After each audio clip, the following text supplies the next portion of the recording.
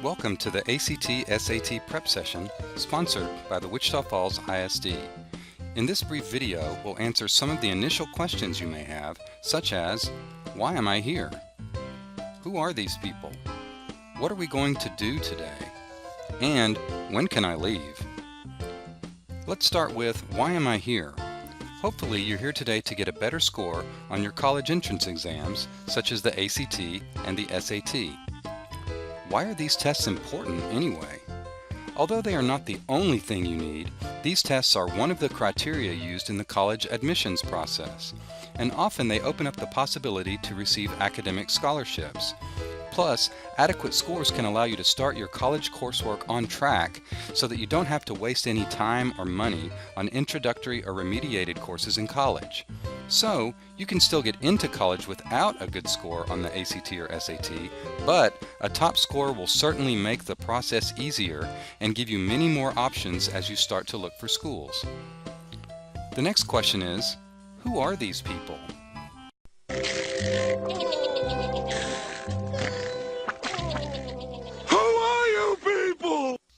Well, the students here are people just like you, wanting to prepare for college. But who are the adults? The sessions will be led today by content area specialists. These are former teachers who now train other teachers on better ways to provide instruction. Mrs. Shara Rasmussen will be leading the sessions for English and Reading, Mrs. Talia Murray will be hosting the math sessions, and Mr. Steve Henderson will be teaching the sessions on science.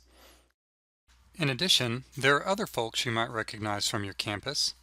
Look for Mrs. Fain from Hershey, Mrs. Johnson from Ryder, and Mrs. Dixon from Old High. You may even see me, Mr. Roberts. I work with all these people. Next, what are we going to do? You have an agenda that lists the day's activities. Let's look at that. Fill in the times as we discuss each event. The welcome was supposed to start at 8:55. Then we'll start the first session around 9:05 a.m. At 10:20, we'll take a break and move to the next session, which starts at 10:25. Then, at 11:40, we will have lunch. After that, we'll start back up with the last session at 12:25. By 1:45, you should be back on the bus and get back to campus at 2 o'clock. So when can you leave? That will be a little before 2 o'clock p.m. Now that we've answered your initial questions, let's go back to these two. Why am I here? And what are we going to do?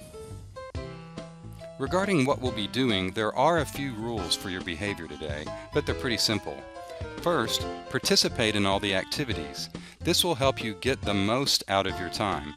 We know that you'll get some benefit from the information and activities provided today, so don't waste the opportunity. Also remember, this is a school event, so you have to follow all the regular school rules. We already mentioned why we're here, to improve scores, but how are we going to do this?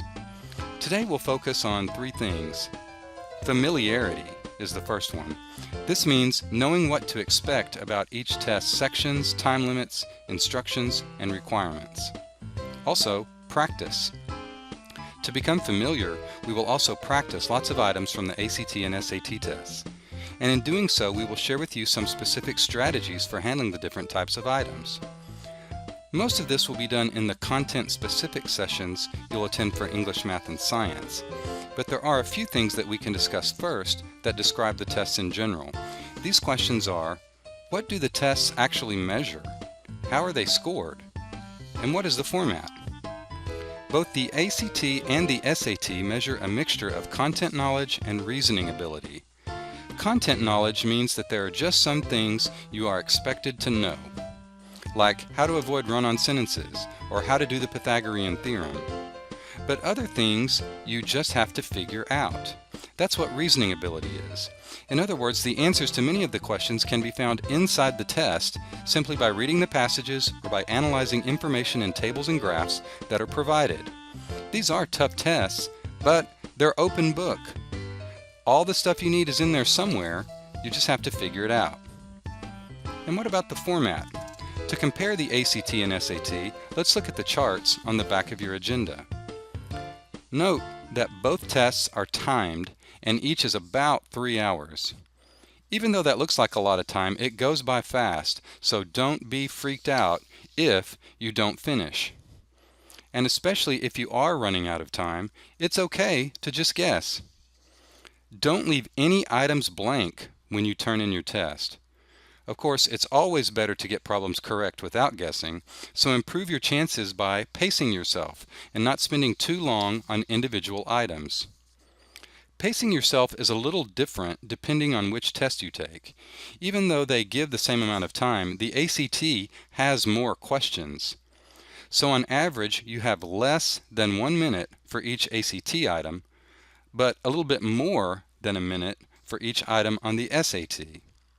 But remember, this is just an average. Some items will take less time and some will take more. Also, these average amounts do not account for time spent reading the passages. So don't freak out if some items take more time. Every item is worth the effort, as long as you get it right. So it's okay to guess on harder ones if it will give you more time to get easier questions correct. In what other ways do the tests compare? Well, let's look at the math section. Notice that the ACT math is all multiple choice and open to calculator use. The SAT, on the other hand, has one section where calculators are not allowed. Also, the SAT has some items that are not multiple choice. These are the items that require students to bubble in their response in a grid-in, similar to those on other state tests. As far as English goes, the tests are pretty similar. Both the ACT and SAT have sections on grammar and rhetorical expression. And on the reading side, both tests have 4 or 5 passages that borrow from fiction, social studies, and the sciences. But the science section is unique to the ACT. On the ACT, this is a standalone test. However, the questions are very similar to the science passages that make up 40% of the evidence-based reading section on the SAT. So we've chosen to provide some special focus to the science questions today. Finally, how are these tests scored? Obviously, the more items you get correct, the higher your score will be, but each test has its own scale. Let's start with the ACT. On the ACT, each test is given a score on a scale from 1 to 36. Then you get an overall score called the composite score, which also has a maximum of 36.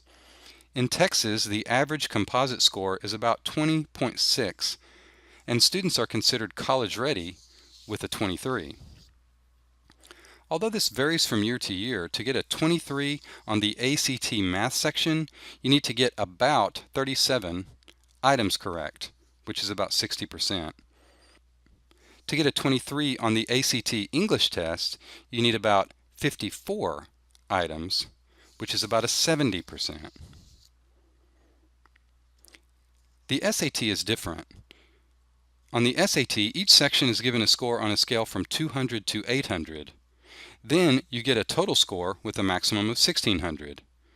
In general, the average score on each section is around 500, or about 1,000 total. Again, these scores are based on the performance of everyone in the nation, but in years past, scoring a 500 on an SAT test requires about getting half of the items right on both the math and the reading sections. Well, I guess it's time to get started now. Remember that if you need anything, don't hesitate to ask a friendly adult.